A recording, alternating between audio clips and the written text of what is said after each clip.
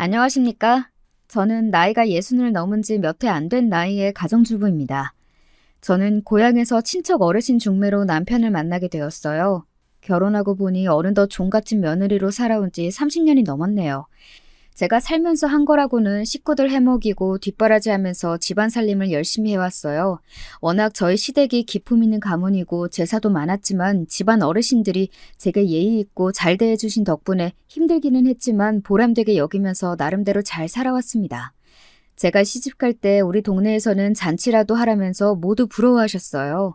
그도 그럴 것이 남편은 대대로 만석군의 집안에서 몇 대손 장남이기 때문입니다. 저는 젊은 시절 교사가 되고 싶은 소중한 꿈이 있었지만 집안 어른들이 혼사를 서두르셔서 대학을 졸업도 하기 전에 시집을 왔죠. 하지만 우리 남편은 부잣집 자제라고 해서 망난이라던가 인색한 사람이 아니었기 때문에 지금까지 사이좋게 우리 부부는 살아왔습니다.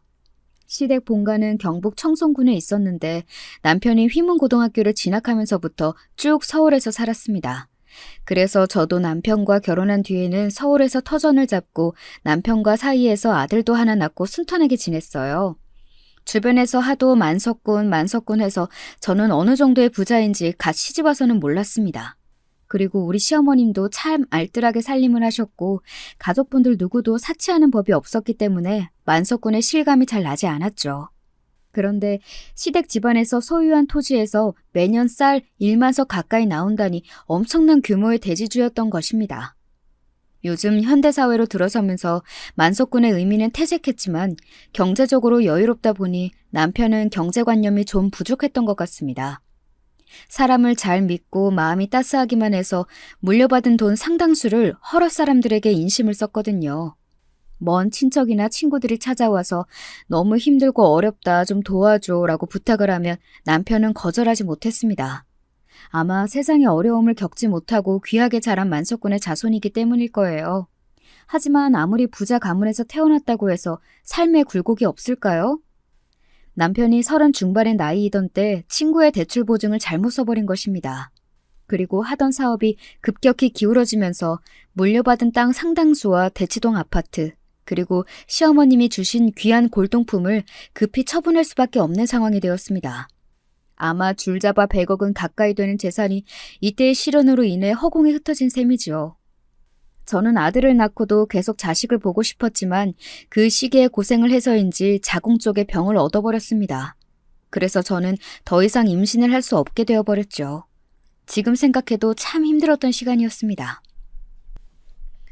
그나마 다행인 것은 제 병은 치료가 잘 되었고 남편이나 아들 모두 건강하게 이 시기를 잘 이겨낸 것입니다.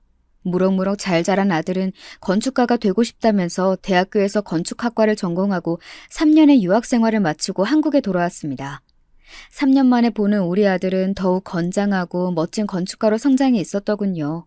그동안 공부만 한다고 제대로 놀지도 못한 성실한 아이였기에 남편은 틈만 나면 여자 좀 만나고 연애도 해라 요 샌님 녀석 이렇게 말하면서 아들을 놀려대곤 했어요.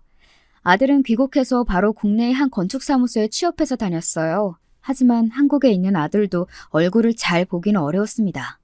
아들이 다니는 회사 일이 너무 바빴기 때문이죠. 그래서 남편은 그런 아들이 결혼도 못할까봐 걱정돼서 이렇게 농담처럼 놀려댄 것이에요. 요즘 젊은 사람들은 결혼도 아이도 심지어 연애도 안 하려고 든다면서요? 하나뿐인 내 아들도 그러는 거 아닌가 하고 저는 내심 노심초사했습니다. 그렇지만 제 걱정은 기우에 불과했습니다. 어느샌가 아들이 주말마다 외출해서 늦게 들어오고 나갈 때마다 향수도 뿌리고 제법 멋을 내는 것이 아니겠습니까? 저건 필시 연애하는 사내의 모습이지 그렇지 않소? 네, 걱정이 많았는데 제발 좋은 아가씨와 연애하는 거면 좋겠어요. 그렇게 결혼까지 가면 우리도 손주를 안아볼 수 있겠죠? 우리 부부는 외출하는 아들의 뒷모습을 보며 이렇게 흐뭇해하고 손주에 대한 기대감으로 부풀어 올랐어요. 그러던 어느 날 아들은 갑자기 연락도 없이 지금 만나는 여자를 데리고 왔습니다. 엄마, 나 여자친구 데려왔어요. 미리 연락 못해서 미안. 그렇게 되어버렸네요. 아들은 잔뜩 들떠서는 여자친구를 우리에게 소개해 주었습니다. 안녕하세요. 와, 아버님, 어머니 진짜 동안이시고 너무 얼굴이 좋으시다. 오빠랑 만난 지 얼마 안 되었지만 제가 부모님 뵙고 싶다고 오빠를 쫄라서 이렇게 찾아왔어요. 갑자기 왔지만 그렇다고 저를 내쫓으시는 않으실 거죠? 어, 무슨 그런 말을. 우리는 아가씨를 아주 환영한답니다. 아가씨가 아주 활달하고 성격이 좋아 보이네. 우리 같은 늙은이를 보고 싶어 하다니. 요새 아가씨들은 싫어하지 않나? 시자 붙은 사람들 말이야. 어머? 저를 그런 예절 교육 못 받은 애들과 비교하시면 곤란해요. 전 남자친구 부모님이라 그런지 친근하고 한 번 좀 뵙고 싶었거든요. 자주 놀러와서 밥 얻어먹어도 되죠, 어머님? 그럼요, 물론이에요. 무슨 음식 좋아해요? 저는 갈비찜이요. 아, 그렇지만 갑자기 와서 재료가 없으실 테니 비도 오는 날 제격인 부침개 해주세요, 어머니.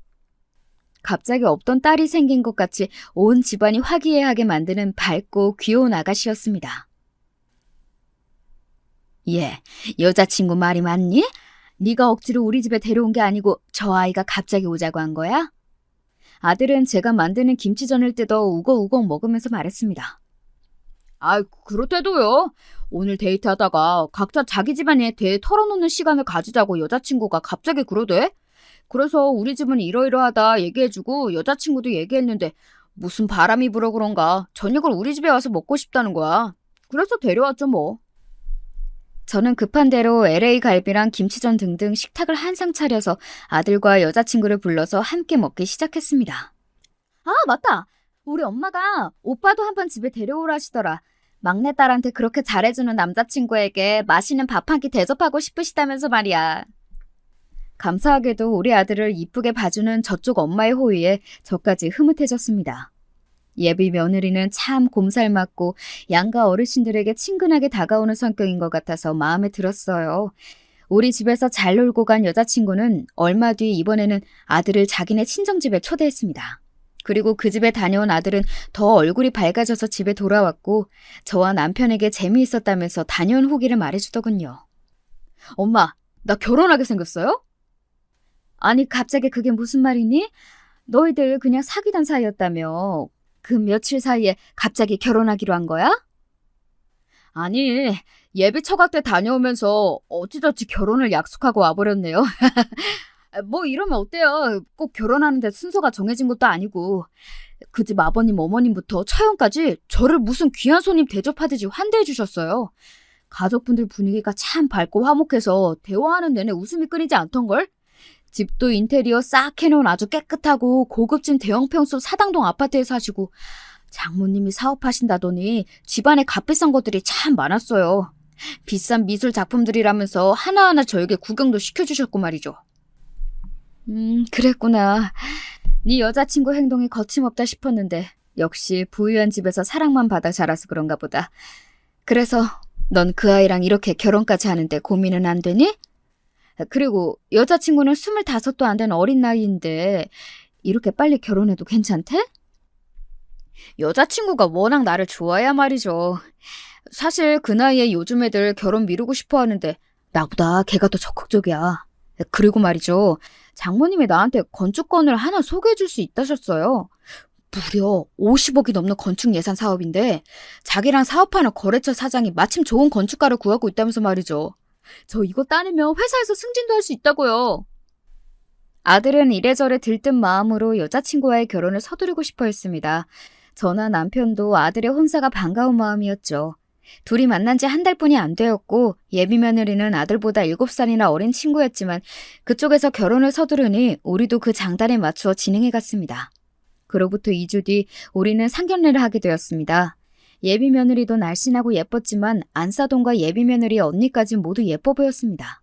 저는 감색 투피스 정장의 단정한 차림이었지만 사부인에 비하면 다소 초라해 보일 정도였지요. 한눈에 봐도 명품과 고급 의상으로 빼입은 안사돈은 정말 부잣집 만화님 같은 아우라를 풍기면서 들어왔어요. 저는 아들 없이 딸만 둘이지만 제게는 너무 소중한 자식들이라서 어릴 때부터 뭐든지 원하는 것은 다 해주면서 키웠어요. 제가 또 사업가로서 재산을 많이 축적했기 때문에 가능한 일이지만 말입니다. 아, 우리 연배의 여자분이 사업가시라니 참 멋지십니다. 그럼 구체적으로 어떤 사업을 해오셨는지요? 뭐, 이것저것이요. 부동산도 하고, 사당동에 대형 아파트랑 강남에 아파트 하나 더 있고, 의류 사업도 하고, 돈 되는 것은 다 해봤네요. 우리 심서방 친가쪽 집안이 청송지방 대대로 만석군의 집안이었다면서요? 무려 여의도 면적의 3분의 1에 해당하는 무시무시한 땅을 가지셨다고 들었습니다. 정말 대단하시군요. 말로만 듣던 만석군을 이렇게 만나뵈니 영광입니다. 아, 과찬이십니다. 그것도 저희 선대 때의 이야기고요. 하지만 저희는 재산이 많은 단순한 부잣집이라는 자부심이 전부가 아닙니다. 집안 대대로 노블레스 오블리주를 실천한 가문이랄까요? 해방 이후 선대 할아버지께서 소유한 땅의 적지 않은 부분을 소장농들에게 나눠주기도 했으니 말입니다. 아유, 이거 참 제가 괜한 자랑만 들어놓았군요. 그럼 우리 바깥사도는 무슨 일을 하고 계신지 여쭤봐도 되겠습니까? 예, 저는 말입니다. 외식업 사업을 하고 있다고 봐야겠죠. 점포가 서울에 하나, 부산에 하나 있고 추가로 분점을 내려고 하는 중입니다. 그런데 말이죠. 노골적으로 들리시겠지만 사돈께서는 지금도 부자십니까? 아, 그게 참 제가 부족한 탓으로 어려운 시기를 몇 번 거치면서 많은 재산을 날렸어요. 하지만 우리 집안은 또 마음이 부자지요. 그렇게 생애 낭떠러지에까지 몰렸는데도 제 곁을 지켜준 아내가 고마울 따름입니다. 남편은 그 어려운 시기를 함께 보낸 날이 떠올랐던지 따스하게 제 손을 잡아주었어요. 내 남편의 멋진 말에 바깥사돈도 안사돈도 왠지 심드렁한 표정으로 아무 대꾸도 안 해서 잠시 침묵이 흘렀습니다. 하지만 아직 경북 쪽에 땅도 많고 서울에 부동산도 있다고 들었는데요. 맞죠? 정말로 예비 며느리의 부모는 우리 집안에 대해 특히 재산에 대한 관심이 과하다는 느낌이 들어서 기분이 불쾌해지려고 했습니다. 아들은 우리의 기색을 눈치채고 서둘러서 이 대화를 마무리 지었습니다. 장모님, 저희가 부족함 없는 집안인 것은 사실이니 이제 우리 결혼식 일정에 대한 이야기를 나누실까요? 그 이후부터는 우리 집 재산에 대한 이야기는 하지 않고 아이들 결혼에 대한 이야기만 나누었습니다. 하지만 이상하게도 아까 안사돈의 태도도 그렇고 예비 며느리의 언니도 왠지 가정교육을 잘 받고 자란 사람들로 보이지 않았습니다. 전 남편의 잘못으로 2년 전 이혼했다던 언니는 직업이 교사라고 했지만 저는 도무지 믿을 수가 없었어요. 왜냐하면 아까부터 어르신들도 계신 격식 있는 자리에서 식사를 개걸스럽게 쩝쩝 소리까지 내며 했으니까요. 그리고 한참을 먹고 나서 트림을 한 번 하고 나서 손도 안 가리고 이쑤시개로 자신의 일을 쑤시는 게 아니겠습니까? 그 모습을 보니 버르장머리 없고 예절 교육이 안 된 차마 교사라고 보기는 힘들었던 거죠. 한계를 보면 열을 안다는 말이 있듯이 우리 집안은 그런 식사 예절을 중요시했기 때문에 눈에 거슬렸지만 애써 모른 채 하고 있었습니다. 그렇게 찜찜한 마음 한구석을 접어두고 상견례를 잘 마무리하고 왔습니다. 상견례 이후로 시간이 얼마 지났고 아들은 예비 며느리와 알아서 결혼 준비를 하고 있었습니다. 문득 결혼 진행 상황이 궁금해져서 아들에게 물어보았어요. 아들, 요즘 우리 며느리가 집에 잘 안 오네? 니네 전셋집은 구해서 계약했다고 들었고 며느리가 혼수는 언제 해오겠다 하던? 혼수? 우리 준비하면서 아직까지 걔 돈 한 푼 쓴 게 없어요, 엄마. 지금 자기는 가진 돈이 없고 엄마는 자금이 묶여있어서 당장 현금이 없다고 해서 말이에요. 그렇다고 아무것도 없는 신혼집에 들어갈 수도 없는 노릇이라서 여자친구가 나중에 자기 엄마가 갚아줄 거라고 하면서 저한테 돈을 빌려달라고 했어요. 그래서 내 카드 주면서 집에 들어갈 가전 급한 것만 사라고 했거든. 자잘한 것은 내가 쓰던 것도 있고 나중에 살면서 천천히 살면 되니까. 그리고 며칠 있다가 삼성스토어에서 결제한 카드 문자가 날라왔는데 글쎄 1,600만 원이 넘는 거야? 깜짝 놀라서 예비신부한테 이거 결제 금액이 잘못된 것이 아니냐고 물어봤죠. 그랬더니 예비신부가 하는 말이 가관이었어요. 오빠가 정확히 얼마 이내로 사야 한다고 금액을 얘기한 적 없잖아. 가장 좋다고 하는 매장 직원 추천대로 TV랑 냉장고, 세탁기랑 건조기, 스타일러, 공기청정기 거기에 몇 개 오븐이랑 샀더니 그 정도 나오더라고. 카드 한도도 안 미치고 괜찮지 않아? 어차피 나중에 다 우리 엄마가 갚아줄 거라니까? 쫌생이처럼 굴지 좀 마. 예비 며느리 자신이 해와야 할 혼수조차 아들의 카드로 샀고 거기에 제멋대로 골라서 그 큰 금액을 한 번에 긁어놓고 미안해하는 기색 하나 없었다는 말을 듣고 저는 기가 찼습니다. 아이고 머리야. 아들아, 아무래도 예비 며느리가 알뜰하고 야무진 애 같지는 않구나. 꼭 이렇게 결혼해야겠니? 내가 아들 장사할 마음은 없다지만 이렇게 우리만 퍼주고 그 아이만 이렇게 맨몸으로 시집 오는 것이 영 못마땅하구나. 하지만 그렇다고 지금에 와서 이런 문제로 파혼할 수는 없잖아요. 엄마, 제가 살면서 아내에게 경제관념을 잘 가르치면서 살게요. 걱정하던 저를 아들은 잘 달래고 예비 며느리가 충동적으로 구입했던 몇 개의 가전은 환불받겠다는 아들 말에 일단락하고 넘어갔습니다. 하지만 결혼 준비를 하면서 예비 며느리에 대해 실망한 것은 이뿐이 아니었습니다. 예비 며느리에게 안부 인사 겸 전화가 와서 이런저런 이야기를 나누다가 문득 신혼여행을 어디로 갈 거냐고 물어보니 뜬금없이 유럽을 얘기하는 것입니다.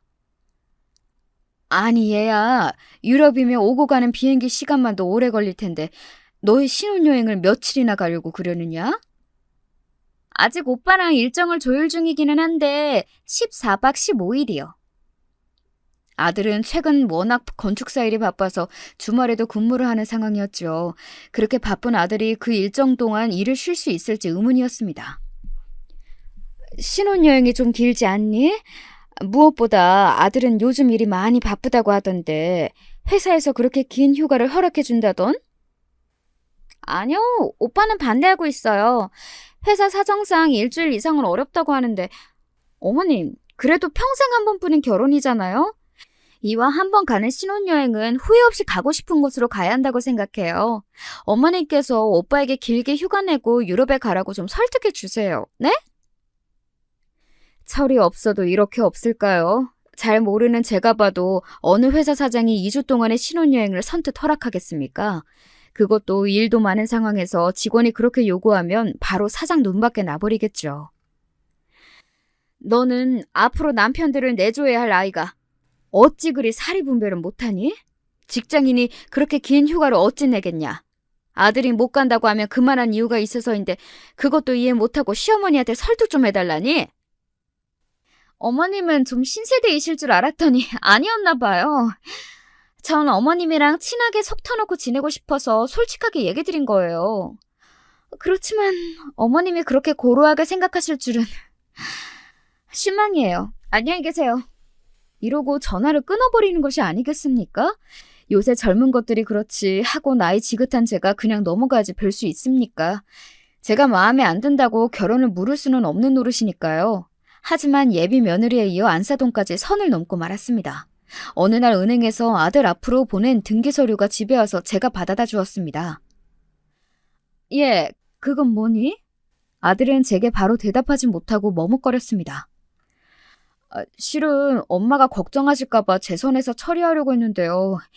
장모님이 사업자금이 급히 필요한데 한 3억 원만 제 이름으로 대출받아줄 수 없겠냐고 부탁한 적이 있으세요. 결혼하고 나서 이자도 사채보다 많이 쳐서 꼬박꼬박 주시겠다고 몇 번을 말씀하시는데 거절할 수가 있어야 말이죠. 내가 설마 귀한 막내딸 팔아서 사위에게 사기칠 사람으로 보이는가? 이렇게까지 얘기하시니 제가 어떻게 부탁을 안 들어드리겠어요? 제 대출 한도가 2억까지라서 일단 2억을 제 이름으로 대출해드렸죠. 그 관련 서류가 온 거예요. 우리 아들 카드로도 모자라서 사업자금 대출이라니 저는 너무나 놀랐습니다. 아이고 얘야, 그건 안 될 말이다. 너의 아버지가 예전에 보증 잘못 써서 우리가 그렇게 힘들었던 것을 겪어보고도 남의 대출을 대신 서줘? 그리고 막말로 아직 결혼까지 하지도 않은 남이야. 무엇을 믿고 담보도 없이 그렇게 덜커덕 빌려준다는 말이냐? 너무 기겁해서 이를 말리는 제 마음을 모르는 채 우리 아들은 태평하게 나왔습니다. 장모님이 사업도 크게 하시고 집에 재산도 많은데 뭐 그럴 수도 있잖아요. 공교롭게도 자금줄이 딱 막힐 때, 이럴 때 가족끼리 돕고 살아야죠. 글쎄 안 돼! 저는 남편을 급히 불러서 이 일을 논의하고 아들의 대출을 결사 반대하였습니다. 그리고 고민하던 끝에 대안을 생각해냈죠. 절대로 네 앞으로 그 거액을 대출해서는 안 되고 대신 내가 지금 당장 3천만 원을 빌려줄 수 있으니 그것으로 대신하자고 하자. 네가 못하면 이 엄마가 직접 안사돈에게 전화한다. 아들은 부모님이 이렇게 격하게 말리는 것을 이해하지 못했지만 그래도 순순히 따라주었습니다. 그렇게 아들의 대출은 취소하고 제가 안사돈 계좌로 3천만 원을 송금해 주었습니다. 하지만 안사돈의 반응은 자기를 못 믿고 서운하다라는 문자를 보내면서 정작 3천만 원을 빌려준 고마움의 말 한마디 없는 겁니다. 어찌해서 아들 하나 결혼시키는 것이 이리도 험난한 것일까요? 아들 혼자 해본 적 있으신 구독자분들도 저와 같이 그러셨나요? 전 괜히 억울한 마음을 달래가면서 아들의 결혼식을 따를 수밖에 없었습니다. 결혼식 날이 임박하면서 아들이 저에게 혼수 화장을 예약해주겠다고 말했습니다. 혼주 화장? 아니, 너의 아내가 예쁘게 신부 화장하면 그만이지. 뭘 심히 나까지 미용실 가서 그렇게 치장을 해야 하니? 나는 남자라 미처 생각을 못했는데 아내가 그러더라고요. 어머님이 그런 거 안 받아보셨을 텐데 좋아하실 것 같다고. 미용실에서 머리하고 화장하는 거 예약해드리면 어떻겠냐고요. 내 생각까지 해준 너희들 마음으로도 충분히 고맙다. 하지만 그 비용이 너무 비쌀 것 같구나. 나는 그냥 동네 미용실에서 머리만 간단히 말고 갈게. 그래요? 알겠어요, 그럼. 그런데 오후에 아들의 핸드폰에 올려서 보니 카드사의 문자가 와 있었습니다. 청담 리엘 헤어 금 30만 원 결제. 씻고 나온 아들을 붙잡고 카드 결제 문자가 무엇인지 물어보았습니다. 설마 이 돈이 장모님 혼주 화장해 주는 거니? 네, 맞아요. 예비 신부가 내 카드를 가져가서 예약한 모양이네. 고향 며느리는 자기 친정엄마를 예쁘게 해준다면서 청담동에 있는 메이크업 샵에서 혼주 화장이랑 헤어 미용까지 예약을 했는데 저만 쏙 빼놓고 말입니다. 자기 돈으로 친정엄마에게 효도하면 제가 뭐라고 그러겠습니까? 그런데 그 돈조차 제 아들 카드로 긁어버리니 제가 열이 안 받겠습니까? 아들아, 안 되겠다. 나도 네 결혼식 날 덜 늙은 엄마로 보이고 싶구나. 그 화장이랑 머리 치장 나도 한번 받아보자꾸나. 그래요, 그래. 괜히 엄마는 돈 아낀다고 거절하시더니 엄마도 그런 호사 한번 느껴보셔야죠. 아들 말이 맞았네요. 전 아들 돈을 아끼고 싶은 마음에 거절했었는데 그 돈이 하나 안 아까운 안사돈이 독박으로 그 혜택을 가져갈 뻔했으니 말입니다. 일생에 한 번 내 아들 결혼식이니 저도 그렇게 기분 한번 내보고 싶었습니다. 드디어 결혼식 날 아침이 밝았습니다. 하지만 저는 간밤에 흉흉한 꿈을 꿔서 한숨도 이루지 못했죠. 꿈에 바닷가를 거닐고 있는데 커다란 뱀이 나타나서 내 아들, 남편, 그리고 우리 집까지 차례로 먹어치우는 것이 아닙니까? 저는 뱀을 막아보려고 버둥거렸지만 어디선가 귀가 찢어질 듯한 웃음소리만 들릴 뿐 제 몸은 굳은 채로 움직이지 않는 것입니다. 깨고 보니 제 몸은 식은땀으로 범벅이 되어 있었고 그때 시각이 새벽 5시 무렵이었습니다. 깬 이후에도 심장이 벌렁거리고 불길한 마음이었지만 어차피 결혼식 준비로 일찍 일어났어야 해서 저는 몸을 일으키고 말았죠. 그렇게 이것저것 준비해서 택시를 타고 청담동으로 향했습니다. 가게는 이제 막 오픈을 했는지 저만 유일한 손님으로 와 있더군요. 오늘 예약하신 김정미 여사님이시죠? 이쪽 의자로 오십시오. 직원은 제일 안쪽 자리로 저를 안내해주고 푹신한 미용실 의자에 앉은 채로 저는 낯선 공간을 이리저리 둘러보고 있었습니다. 곧이어 직원이 와서 제 머리를 가위로 자르면서 만져보다가 파마할 때 쓰는 열펌 기계로 머리를 온통 뒤집어 쓰면서 기다리고 있었죠. 그러다가 어딘지 익숙한 목소리가 들리면서 소란스럽게 한 손님이 들어왔습니다. 그래, 우리 딸이 호구 하나는 제대로 몰았지. 빌려준다고 하고선 사위카드로 혼수도 다 하고 내 가방까지 사줬지 뭐니? 오늘 혼주 화장도 우리 딸이 최고급 청담동 헤어샵을 예약해 주었는걸. 그것도 다 우리 사위카드로 말이야. 이게 다냐고? 아우, 무슨 소리. 그 집이 대대로 만석군의 부잣집이라고 하더라. 아주 쪽쪽 빨아먹다가 거액의 위자료 받고 딸 이혼시켜야지. 아, 그래. 사실이 아니길 바랬지만 이 전화를 하는 주인공은 바로 우리 안사돈이었습니다.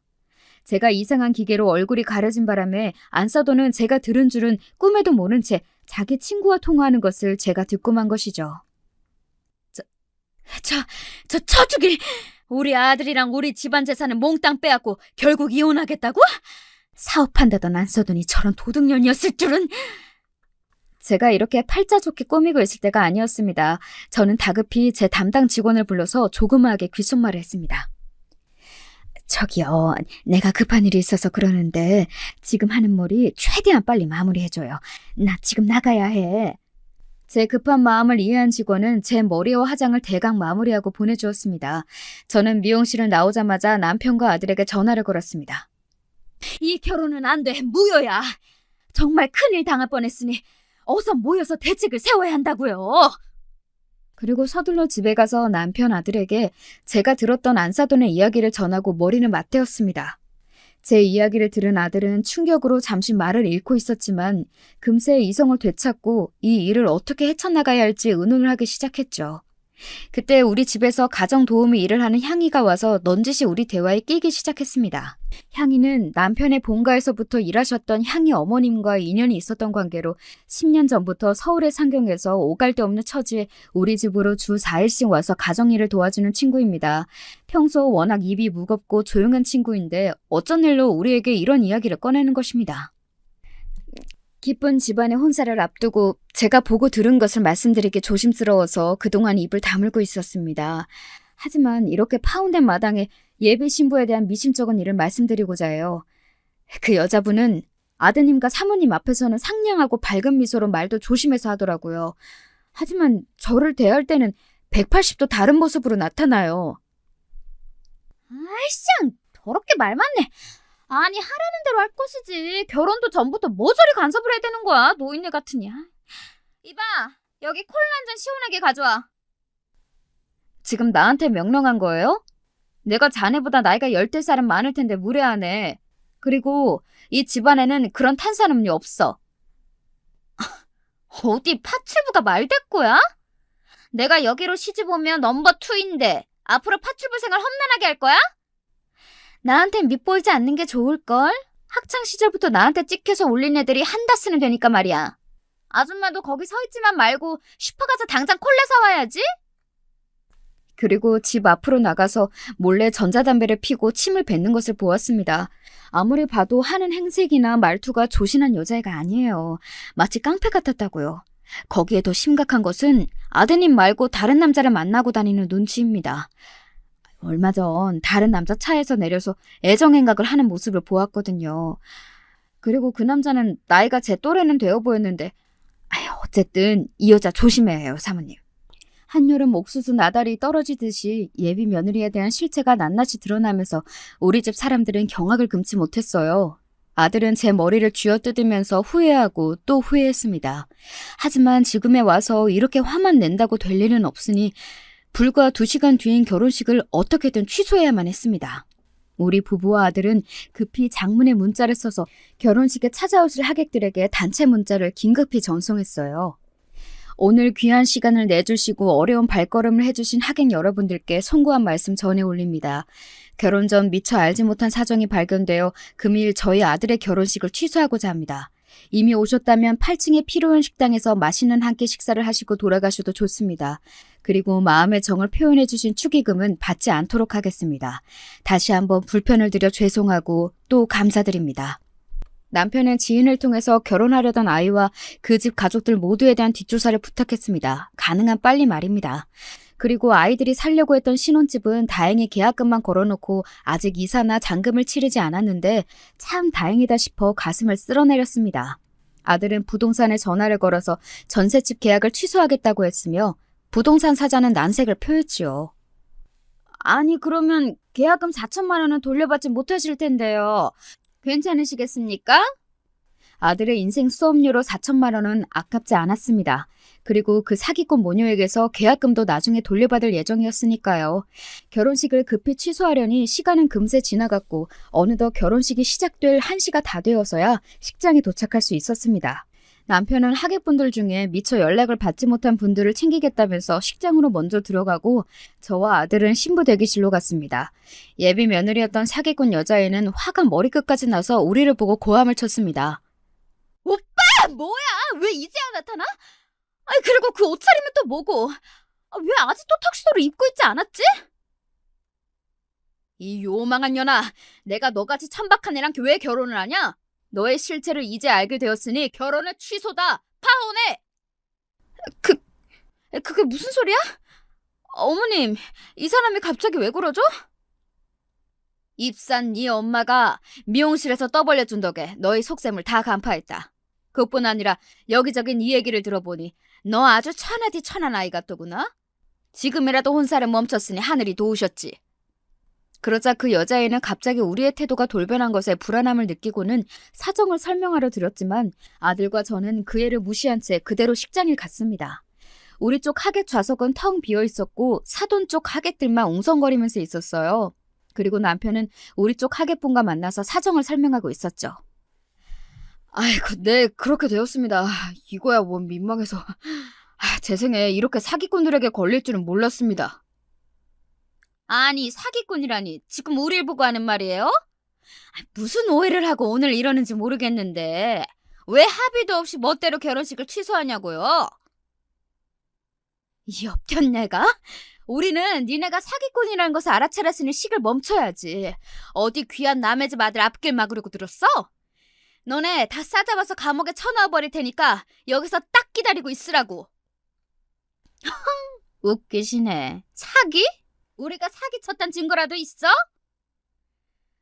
저기요, 아주머니. 오늘 진짜 결혼식 취소입니까? 그러면 우리 아르바이트비는 어떻게 되는 거죠?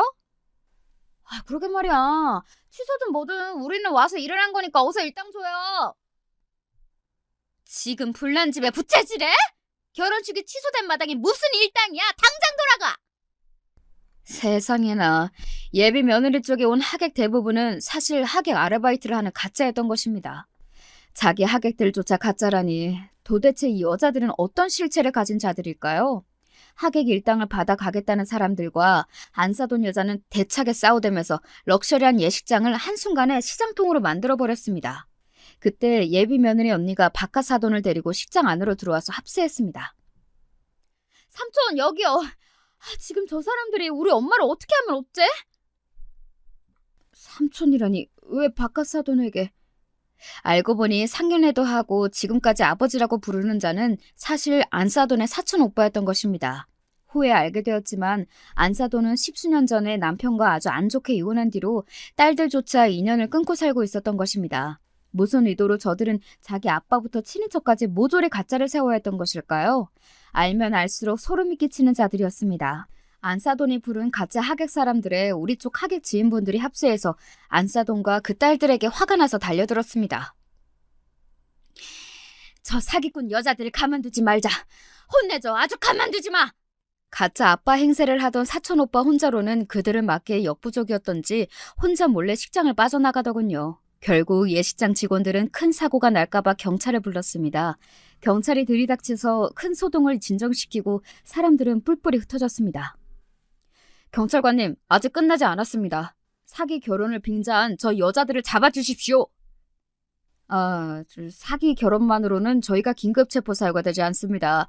나중에 서해 방문해서 신고하시거나 소송을 제기하시는 편이 좋겠습니다. 당장에 경찰들이 그 여자들을 잡아가지 못한다고 하자 그 사기꾼들은 빙긋 웃고 있었습니다. 그럼 우리가 뭘 잘못했다고 잡아가래? 우리 첫째 딸 혼사 때 경험을 해봤지만 니네가 할 수 있는 것은 아마 없을 거다. 그러게 말이야.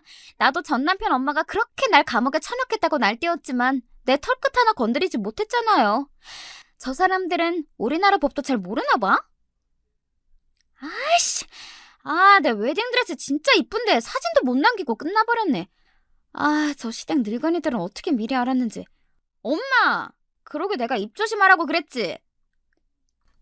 아니, 어쩌면 저 여자들은 자신들의 정체가 발각이 난 지금도 저렇게 눈 하나 깜짝 안 하고 뻔뻔스럽게 나올 수가 있을까요? 이 파혼으로 상처를 받은 것은 우리 아들과 우리 부부뿐인 것만 같습니다. 결혼식은 아수라장인 채로 파토가 나버렸고 원통하게도 그 사기꾼 집안 사람들은 그저 식장을 유유히 빠져나가더군요. 저는 그날부터 화병이 나서 머리를 싸매고 드러누워버렸습니다. 주변 사람들 보기도 창피하고 혼자 준비한다고 돈을 쓴 것을 회수하기도 어려웠죠. 더욱이 화가 나는 것은 장모에게 준다고 제가 보내준 3천만 원이었습니다. 아들아, 네 이름으로 대출금 2억을 받았으면 어쩔 뻔했다니? 천만 다행이로구나. 그렇지만 내 3천만 원을 돌려받아야 하는데. 그러게 말이에요. 저도 그 돈 때문에 계속 그 여자에게 전화하는데 완전히 차단해버렸어요. 아무래도 집에 찾아가 봐야겠어요. 하지만 안 사돈 집에 찾아갔을 때 그들은 이미 이사를 가버리고 난 뒤였습니다. 살고 있던 아파트의 주인이라는 사람을 수소문해서 물어보니 이렇게 설명해 주었어요. 그 세입자들이 좀 이상하긴 했어요. 보통 2년 기간 잡고 전세로 하는데 몇 달만 살겠다면서 연세를 내버리더라고? 1년에 2천만 원 한꺼번에 받았으니 나야 군말 없이 계약했지. 그런데 아직 계약 기간이 5개월 남았는데 그냥 짐 싸서 나가버렸네?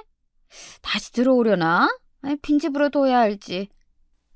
애초에 우리를 속이려고 서울 좋은 동네의 아파트를 월세로 살면서 꾸며댄 것이었습니다. 이렇게 잠적해버렸으니 정말 큰일이었죠. 사기치려고 작정한 이 여자들을 찾아낼 수도 돈을 받아낼 수도 없으니 말입니다. 그리고 남편이 의뢰한 그들에 대한 뒷조사 결과가 도착했습니다. 알고 보니 예비 며느리는 졸업했다던 대학도 속이고 고등학교 중퇴까지 했다고 합니다. 그것도 학교 친구들을 괴롭히고 폭력으로 퇴학당한 거라고 하네요. 거기에다가 제 나이도 속였습니다. 7살 어리다고 했지만 사실 아들보다 1살 어린 30언저리였어요. 그런데 그동안 그렇게 어린 척을 하다니 가증스럽게 짝이 없었어요. 더구나 그 엄마부터 언니 모두 다 사치가 심했던지 각종 카드빚과 사채를 써서 신용불량자 신세였던 이력이 있었습니다. 그 이혼했다던 언니도 사실 사기 결혼으로 위자료 등 돈을 있는 대로 뜯어내고서 이혼했던 것이었습니다. 저도 뒷조사 14년 만에 이런 사기꾼들은 또 처음 봅니다. 시골에 땅이 많고 아들 하나만 있는 집을 찾아내서 자기들 돈은 하나 안 쓰고 결혼하고 사돈댁 집안의 땅을 담보로 거액의 대출을 받아 가로채서 잠적해버린 것입니다. 거기에 나중에 나타나서는 아들이 바람 폈다면서 증거를 조작해서 이혼 청구 소송으로 위자료까지 뜯어냈어요. 그 언니라는 사람이랑 결혼한 집안이 참 착하고 순박한 아들과 부모님이었는데 그 사기꾼 여자들에게 제대로 설거지 당해서 땅도 잃고 아들은 충격으로 자살 시도까지 했다는 안타까운 이야기입니다. 그 모든 게 바로 그 언니라는 여자가 한 사기 행각입니다. 아마 이 집 아드님에게도 비슷한 수법으로 동생이 일을 벌릴 예정이었는데 천운으로 피하신 것 같습니다. 흥신소 직원의 이야기를 듣고 나니 더욱 기가 막히고 화가 머리끝까지 치밀어 올랐습니다. 우리 아들과의 만남부터 결혼식까지 도무지 사기 행각이 아닌 것이 없을 지경이었으니까요. 나는 이 사기범들에게 소송으로 응징해주고 싶어서 아들과 함께 변호사를 찾아갔습니다. 축하받아야 할 결혼인데 결혼 사기를 당하셔서 상심이 크시겠군요. 이렇게 자기 직업, 나이, 배경 등 사기를 쳐서 결혼해놓고 배우자 재산을 가로채려는 사기꾼들이 왕왕 있습니다. 아쉽지만 사기 결혼을 입증해서 형사처벌 받기는 어려운 것이 우리나라의 법 현실이에요. 다만 장모가 수십억 자산가라고 자랑하며 사업자금 3천만 원 빌려준 것에 대해서는 사기로 인한 반환 청구 소송을 해볼 수 있습니다. 또한 사기로 인한 혼인 취소 소송도 할 수 있어요. 다만 소송을 하시겠다면 사기 사실을 안 날부터 3달 내에 청구해야 하니까 서둘러 주세요. 속아서 한 결혼이지만 그들을 단죄할 방법이 법으로는 마땅히 없다는 사실을 알고서 아들과 저는 낙담했습니다. 그렇지만 일단 혼인 취소 소송과 사업자금을 돌려받도록 소송하겠다고 변호사에게 말씀드리고 나왔죠. 시간이 지나고 우리는 억울하게 제대로 복수 한번 못하고 참고 넘어가야 하나 포기하려던 찰나였습니다. 우리는 뜻밖의 구세주를 만났습니다. 어느 날 아들이 자기 핸드폰으로 어떤 영상을 보여주는 것이 아니겠습니까? 그 영상은 아들의 결혼식장에서 벌어진 상황이었습니다.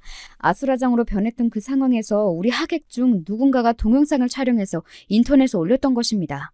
알고 보니 아들의 친한 친구가 한 일이었다네요. 자기 친구의 신세를 망칠 뻔한 사기범 여자에게 화가 나서 세상에 그들을 알리고 사기치고 돌아다니지 못하도록 하겠다고 이렇게 나선 겁니다. 또한 행여나 우리 집 사람들이 피해를 볼까봐 우리 얼굴은 모자이크 처리하고 그 여자애랑 친모, 언니 세 모녀만은 얼굴을 알아볼 수 있도록 편집했다고 하네요. 뒤이어 아들은 동영상 밑에 달린 댓글을 보여주었죠. 저런 사기꾼들이 실제로 있다니. 왜 우리나라 법은 사기꾼들에게 유명무실한 건가요? 그렇게 잠적해버리면 어떻게 처벌할 방법이 없는 걸까요? 저 사람들을 실제로 만나게 되면 우리가 제보하거나 복수해 줍시다. 우리나라가 IT 강국이라더니 인터넷에서 그들이 한 사기 행각과 얼굴이 알려지면서 경찰에 신고가 들어가고 청주에서 보았다는 제보도 쏟아졌다고 합니다. 그리고 아들은 덜덜 떨면서 한 댓글에 손가락을 가리켰습니다. 엄마, 이 댓글 좀 보세요. 충격적이라서. 궁금해진 저는 그 댓글을 소리내어 읽고 난 뒤 그대로 털썩 주저앉아 버렸습니다. 그 댓글은 다음과 같았어요. 전 이 사람들을 알고 있습니다. 제 사촌 오빠가 이 여자 때문에 농약 먹고 죽으려고 했으니까요. 지금도 아무 일도 하지 못하고 정상적인 생활을 잊은 채 숨만 쉬고 지냅니다. 우리 삼촌은 소유하고 있던 그 수많은 땅을 사기꾼들에게 잃고 소작농으로 전략해버리셨고요. 피해자 가족은 그야말로 풍비박산이 나버렸는데 저 사기꾼들은 또 어디선가 그 짓을 벌이고 있군요. 바로 그 언니가 사기를 친 남자에 대한 이야기였어요. 소름이 끼쳤습니다. 그 모든 일이 사실이라니. 얼마 뒤 우리가 상담을 했던 변호사가 전화를 해왔습니다. 안녕하셨어요? 지난번 사업자금 반환 소송은 잘 준비하고 있습니다. 다만 제가 사기죄로 형사고소는 좀 어렵다고 그랬었죠? 이번에 화제가 된 인터넷 글로 일반 시민들의 여론이 형성되었고 그 여자들이 사기를 친 피해자들을 모아서 함께 소송을 하면 사기죄여도 가해자들을 엄벌에 처할 수 있을 것 같습니다.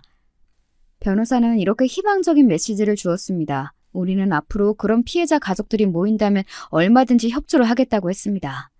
또 함께 소송에도 나서겠다고 변호사에게 의견을 전했어요. 변호사는 일이 진척되는 중간중간 알려주겠다고 했습니다.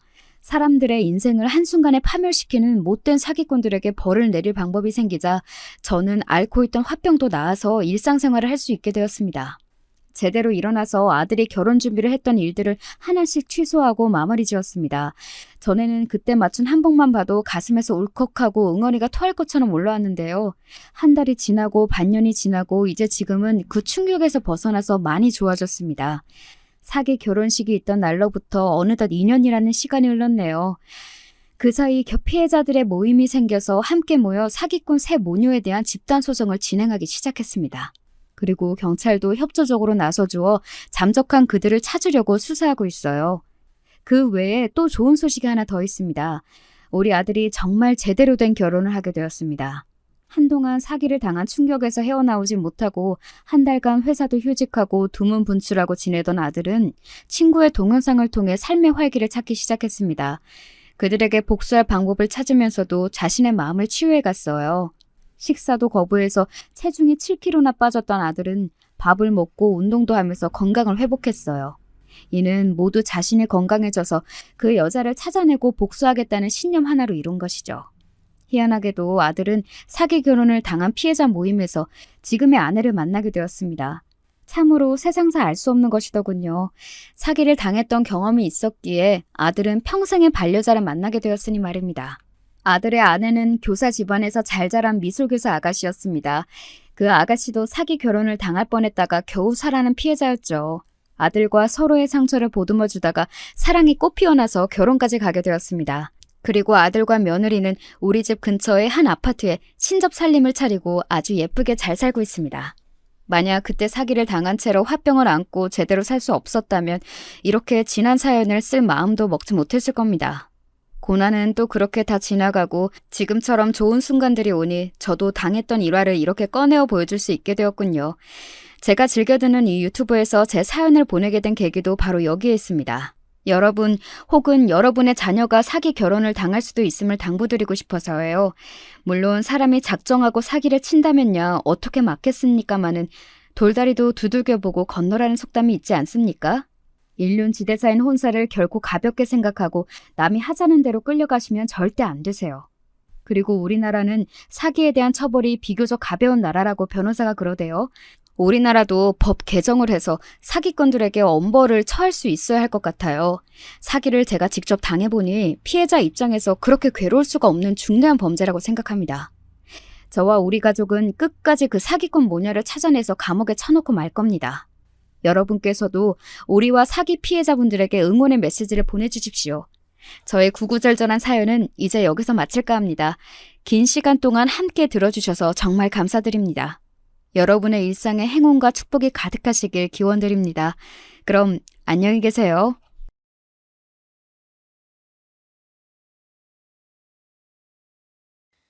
안녕하세요. 저는 40대 초반 여성입니다. 현재는 서울에 살고 있고 아들아이 하나를 두고 있어요. 남편과 27쯤 결혼했고 지금은 15년쯤 같이 살고 있습니다. 저는 집안 형편이 그다지 좋지 않아서 고등학교도 제대로 나오지 못했거든요. 제 나이 또래에선 그런 분들이 잘 없긴 해요. 그래서 매사에 자신감이 좀 없는 편이었고 누군가 절 좋아해 줄 거라고 생각을 한 번도 해본 적이 없었습니다. 그래서 저를 좋다고 하는 남편에게 마음이 갔고 별 다른 고민 없이 결혼했어요. 지금 와서 돌이켜보면 저도 저 자신에게 자신감을 좀 느끼고 다른 인생을 살아보려 노력하고 도전이란 걸 좀 했다면 조금 더 다른 인생을 살고 있었을지도 모르죠. 지금 남편과 결혼하지 않았을 수도 있고 말입니다. 남편과 결혼한 건 후회하지만 후회하지 않아요. 물론 남편은 좋은 사람이 아니고 전 남편 때문에 고생을 많이 하긴 했지만 제 아들을 만났잖아요. 아들은 엄마를 너무 사랑하고 저도 아들을 너무 사랑하거든요. 세상에 이런 효자가 없을 만큼 엄마를 잘 따릅니다. 그러니 후회하진 않아요. 하지만 그런데도 제 결혼 생활은 늘 고통의 연속이었습니다. 첫 번째는 남편 때문이었고 두 번째는 바로 시어머니 때문이었어요. 먼저 남편에 대해 얘기하자면 남편은 결혼하고 얼마 되지 않아 바로 태도가 바뀌었습니다. 그전엔 정말 다정하고 좋은 사람인 줄 알았는데 그렇지 않더라고요. 매일 술을 마시고 들어와 술주정이 됐고 어느 날은 때리기도 했어요. 그리고 시도 때도 없이 일을 그만두고 집에서 노느라 생활비를 가져다 주지 않아 제가 식당 일 같은 것들을 하며 생활비를 충당한 적도 많았습니다. 그런 주제에 가부장적이기까지 해서 말끝마다 여자는 하며 저를 통제하고 늘 위에 서려고 했어요. 그러다 결정적으로 사기를 당하는 바람에 우리 집까지 날려먹고 시어머니 댁으로 들어가야 했습니다. 아마 그때가 제 인생에서 가장 힘든 시기였던 것 같아요. 전 재산이었던 집을 날려먹고 절 그렇게 싫어하고 탐탁지 않게 생각하며 남편보다 더했음 더했지 덜하진 않은 시댁으로 진짜 시집살이 하러 들어가야 했으니 말입니다. 시어머니는 정말이지 저를 마음에 안 들어 하셨거든요. 그냥 평범한 집안에 평범한 학벌과 재력 뭐 하나 특출난 것 없는 남편이었지만 저 같은 사람에게 주긴 너무 아까우셨나 봐요. 어디서 저렇게 가진 것도 없고 못 배운 걸 데리고 와서는 정말 하나라도 마음에 드는 게 있어야 정을 붙이든가 하지. 그런 식으로 늘 저를 무시하고 막말했어요. 그런 얘기를 수년째 듣다 보면 정말 내가 모자라고 가진 것 없고 아무것도 없는 사람인데 복을 받아서 이 집에 들어왔구나. 나는 나가면 정말 아무짝에 쓸모도 없고 세상에 필요 없는 사람이구나. 그런 생각을 하게 된단 말이죠. 제가 그랬습니다. 시어머니와 같이 살게 되면서 더 그렇게 생각했던 것 같아요. 늘 스스로가 너무너무 부족하다고 말이죠. 그래서 뭔가 부당한 대우를 받아도 찍소리 한 번 못했습니다. 저는 그런 대접을 받아도 되는 사람이라고 자신도 그렇게 생각했거든요. 단 두 사람, 우리 아들과 시아버지만 빼고 말이죠. 우리 엄마한테 소리 지르지 말아요. 아들아이가 그렇게 한번 소리 지르면서 할머니 밉다, 싫다, 악마 같다, 울며 불며 난리를 쳤던 적이 있어요. 그때부턴 아들아이 앞에선 과하게 그러시진 않긴 합니다. 본인도 손주에게 악마 같은 할머니가 되는 건 싫은가 보더라고요. 작작 좀 해. 요즘 당신같이 유난인 시어머니가 또 어딨나? 시아버진 평소 조용조용하고 시어머니에게 길을 잘 못 펴시는 타입이었는데 간혹 그렇게 저의 편을 들어주셨어요. 물론 그럴 때면 시어머니가 버럭 소리를 지르긴 했지만 말입니다. 아, 당신은 좀 가만히 있어요. 시아버지가 사업이 망한 이후로 시어머니에게 매일 구박받으며 사셔 정말 길을 못 펴셨거든요. 그래서 그렇게 소리를 지르면 더 이상 말씀을 못하긴 하셨어요. 전 그런 시아버지가 늘 안타까웠고 말입니다. 시어머니 집에 들어오고 나선 정말 하루도 편할 날이 없었습니다. 단 하루라도 조용히 넘어가는 날이 없었어요. 몇 가지 일화를 알려드릴게요. 하루는 제가 음식의 간을 제대로 못 맞춘 날이었어요. 평소 시어머니 성격을 아닌지라 다시 할까도 생각해봤지만 이미 저녁 시간이 조금 지난 시간이었기 때문에 그냥 상을 내갔습니다. 지금 이걸 먹으라고 내온 거야?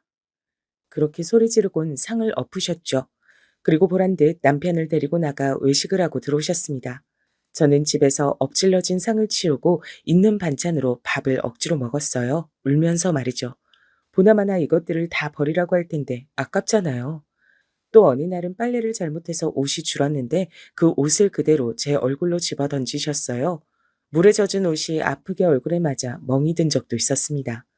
제가 남편에게 뭔가 하기 싫다거나 남편이 요구하거나 하는 것들에 안 하겠다는 식으로만 얘기해도 바로 손이 뒤통수로 날아왔습니다. 자기 마음에 들지 않으면 시도 때도 없이 저에게 폭력을 써댔어요. 저는 그게 당연한 줄 알고 살아왔습니다. 내가 부족하니까, 내가 모자라니까요. 사실 그게 반복되는 생활을 해오다 보니 그런 것들이 당연한 게 절대 아닌데 어느새 세뇌당한 사람처럼 난 그런 취급을 받아도 되는 사람이라고 생각하게 된 것 같아요. 처음으로 원래 이게 아닌데 라고 생각했던 건 마트에서 장을 볼 때 일이었습니다. 모녀 사이로 보이는 여자 두 분이 다정한 모습으로 장을 보고 있길래 엄마 생각이 났어요. 저희 엄만 제가 성인이 되고 얼마 되지 않아 돌아가셨거든요. 근데 모녀 사이가 아니더라고요. 그들의 대화를 듣고 알았습니다. 아이고, 너 먹고 싶은 거 만들어주겠다니까 뭘 이렇게 고집을 부려? 오늘은 제가 음식 해드리고 싶어서 그런다니까요. 늘 어머님이 해주시잖아요. 물론 어머님이 해주시는 것만큼 맛이 없겠지만 그래도 며느리가 해주는 밥 한번 드셔보세요. 아유, 남의 집 딸, 귀한 딸 손에 물 묻히자고 우리 집 데려온 거 아니라니까 그러네. 그냥 내가 해주는 거 드세요, 며느님. 아니, 제가 해드릴 거예요. 너무 다정한 모습으로 너무 다정한 대화를 나누고 있더라고요. 상상 속에서나 드라마 속에서나 존재할 것 같은 그 모습에 충격을 받고 한동안 멍하니 있었던 것 같아요. 그러다 뒤에서 저를 꾹꾹 찌르며 말을 하시는 시어머니 때문에 정신이 들어왔습니다. 너는 장 안 보고 여기서 멀뚱히 뭐라고 섰어? 아니, 아직도 이거밖에 안 담았어? 넌 대체 제대로 하는 게 뭐냐? 어? 내가 오늘 시간 많지 않다고 빨리빨리 하라 그랬지? 시어머니의 그 불효령에 죄송하다고 사과하면서도 전 조금 전에 본 그 시어머니와 며느리가 머릿속을 떠나지 않았습니다. 그러면서 든 생각이 이거였어요. 나만 이러고 사나? 하는 것 말입니다. 집에 와서도 계속 생각이 났어요. 정말 나만 이러고 사나? 다른 사람들은 다 저렇게 행복한가? 하는 생각이 머릿속을 떠나지 않았습니다. 그래서 정말 오랜만에 친구들에게 연락했던 것 같아요. 사실 결혼하고 친구들과도 자주 만나지 않았거든요. 시댁이 들어와 살면선 더더욱 말입니다. 제 개인 시간을 갖기에 시어머니가 절 가만히 두지 않으셨으니까요. 야, 이게 얼마만이냐? 연락 좀 하고 살자, 제발. 근데 은주 너 고생 많이 했어? 얼굴이 왜 이래? 화장품이라곤 동네 마트에서 할인하는 제일 저렴한 것. 미용실도 머리가 너무 길어서 자를 때가 되면 가서 자르는 정도. 저에게 정말 단 하나도 투자하지 않는 저와는 달리 친구들은 예쁘고 반짝반짝 빛이 나더라고요.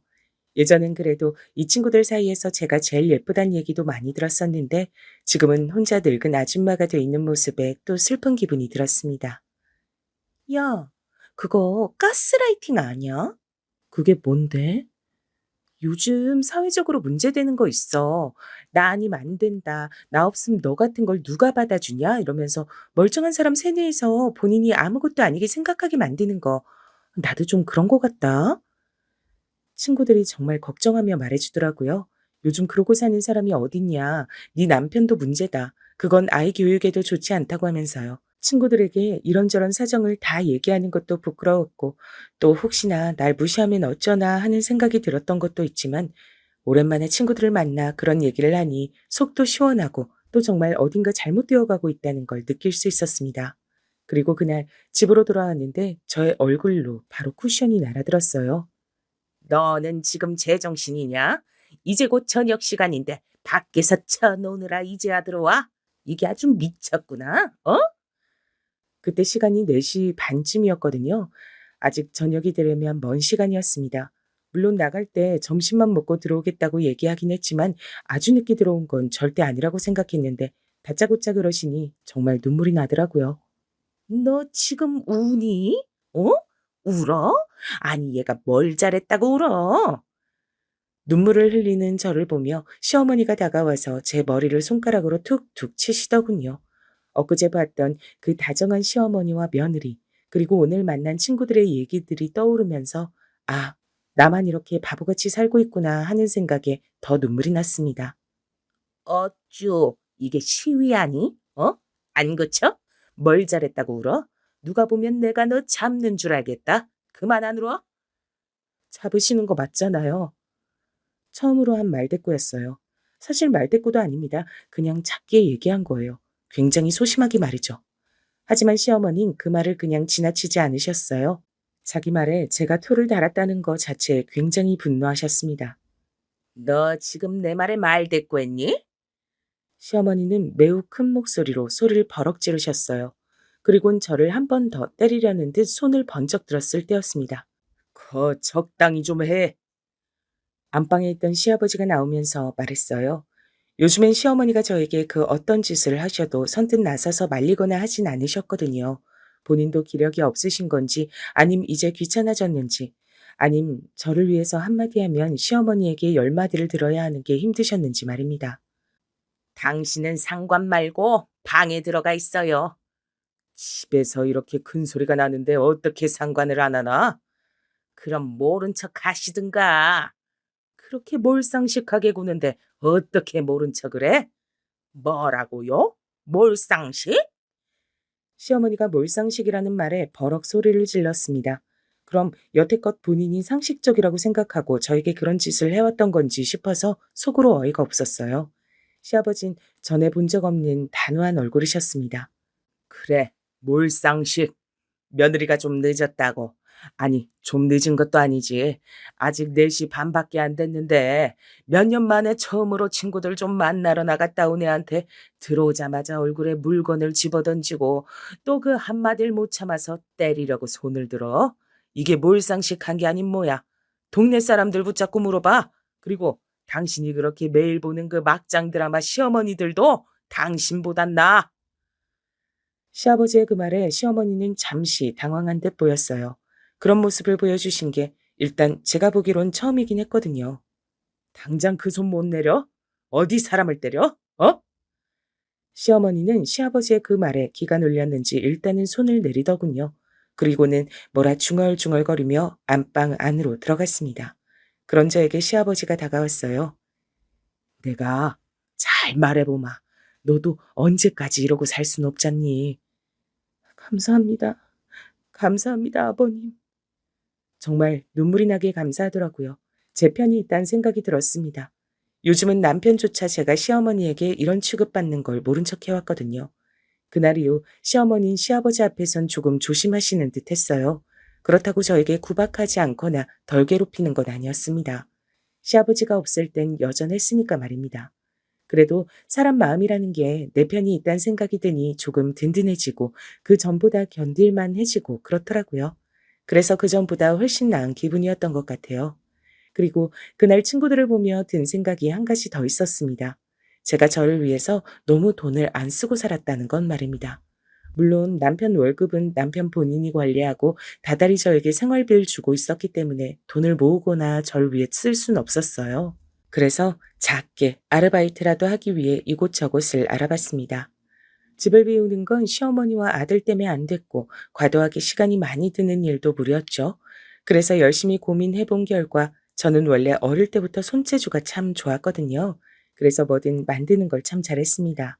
그런데 조금 찾아보니 요즘 열쇠고리 같은 것들이 유행이더라고요. 투명하게 굳는 젤을 이용해서 그걸 예쁘게 꾸며서 파는 사람들이 있는 것 같았습니다. 조금 찾아보니 재료만 있음 시작하기 어려울 것 같지 않았어요. 재료들을 사서 시어머니 몰래 하나 둘 만들어 팔기 시작했습니다. 생각보다 어렵진 않더라고요. 그리고 요즘은 그런 걸 사고 팔 수 있는 사이트들도 많았고 말이죠. 초반엔 아무도 봐주지 않았는데 하나 둘 팔리기 시작하더니 어느새 하루에 4-5개씩은 팔렸어요. 큰돈은 아니지만 제 용돈으로 쓰긴 충분했습니다. 시간도 오래 걸리지 않아서 집안일하는 거에 크게 무리도 없었고 말이죠. 처음으로 백화점 가서 화장품도 사보고 또 홈쇼핑이나 시장이 아닌 곳에서도 옷을 사봤죠. 미용실에 가서 머리도 해봤습니다. 그런 변화들이 나타나니 시어머니가 어느 날 묻더군요. 너 요즘 바람 났냐? 뭘 그렇게 찍어 바르고 못 보던 옷들이 보이고 그래? 돈은 다 어디서 났어? 제가 돈이 어디서 나요? 애비가 한 달에 생활비 얼마 주는지 누구보다 잘 아시잖아요. 그리고 그 사람이 저 딴 주머니 찰 만큼 돈을 더 줄 사람이에요? 시어머니는 그 누구보다 잘 알고 있었거든요. 남편이 그럴 사람이 아니라는 걸 말이죠. 그런데 제가 집을 비우고 어딜 나가는 것도 아니고 못 보던 것들은 자꾸 생기고 소비가 느는 것 같으니 궁금하긴 했을 겁니다. 하도 의심의 눈초리로 보길래 거짓말을 했어요. 저번에 친구들 만났었는데 저보고 그만 궁상맞게 살라면서 이것저것 선물해 주는 거예요. 자기가 안 입는 옷들도 주고. 네가 그지냐? 왜 그런 곳에 나가서 그런 취급받아? 네 남편 체면 깎이게. 저를 걱정해주는 말이 아니었죠. 그냥 제가 그런 곳에 나가 없어 보이면 남편이 욕을 먹으니 그걸 걱정한 거였습니다. 없다고 하소연한 건 아닌데 친구들이 보기에 제가 불쌍해 보였나 보죠 뭐. 그냥 그러고 말았어요. 시어머니도 더 이상 말을 하진 않더군요. 뭐 제가 그렇게 살고 있는 것도 사실이고 그렇다고 자기가 해줄 것도 아니니까요.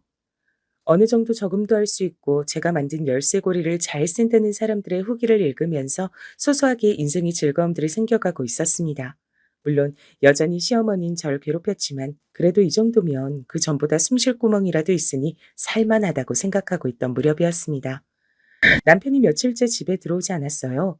아무리 남보다 못한 사이처럼 산다고 하더라도 그래도 남편인데 그 정도면 걱정이 되잖아요. 그래서 전화도 해보고 문자도 넣어봤지만 연락이 되질 않았습니다. 그런데 시어머니는 아무 걱정이 없으신 것 같더라고요. 자기 아들이 며칠째 집에 들어오질 않는데 아무 걱정을 하지 않는 걸 보고 뭔가 아는 게 있는 건가 싶어 물었습니다. 어머니, 애비 어디 있는지 아세요? 제 그 질문에 시어머니는 화들짝 놀라더라고요. 그렇게 당황한 모습은 처음 봤던 것 같아요. 그걸 왜 나한테 묻니? 아니, 애비가 며칠째 안 들어오는데 어머님은 별 말씀 없으시길래 혹시 뭐 들은 게 있으신가 싶어서요. 들은 게 있긴 뭐가 있어. 그냥 바깥 일하는 애 무슨 일 있나 보다 하는 거지. 얜 생사람을 잡네. 과하게 반응하시는 게 분명 뭔가 알고 있는 듯 했습니다. 하지만 더 묻진 않았어요. 어차피 다 얘기해주지 않을 것 같았으니까요. 그런 사람에게 더 물어봐야 무슨 불호령이 떨어질지도 모르는 일이고 말이죠. 그리고 곧 왜 그러는지 알게 됐습니다. 남편에게 여자가 생긴 것 같았어요. 밖에서 살림을 차린 모양이더라고요. 그동안은 그래도 그걸 숨겨왔었던 것 같은데 최근에 무슨 일이 있었는지 아님 제가 정말 우스워진 건지 숨길 생각조차 하지 않았습니다. 제 앞에서 보란 듯 그 여자와 전화 통화를 하고 아무 말 없이 외박했죠. 남편에게 여자가 생겼다는 사실에 화가 난 건 아니었습니다.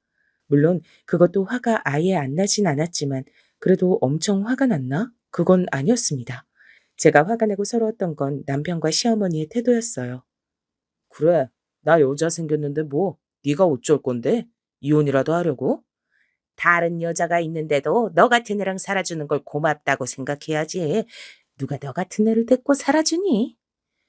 그 뻔뻔하고 당당한 태도였습니다. 잘못은 자기가 해놓고 전혀 단 하나도 미안해하지 않는 그 태도 말이죠. 사람을 사람 취급하지 않는구나. 그 점에서 정말 말로 표현할 수 없는 서러움이 밀려왔어요. 싸울 의지도 안 생기더군요. 그냥 이 사람들에게 난 인간도 뭣도 아니구나 하는 생각이 드니까 그냥 이곳을 벗어나야겠다 이 생각만 들었습니다. 그래서 친구에게 도움을 청했어요. 집에서 10년이 넘는 세월 동안 살림만 하고 산 특히 저같이 산 사람은 정말 아는 게 하나도 없었거든요. 나는 네가 그 지옥 같은 집에서 벗어날 수만 있으면 내가 할 수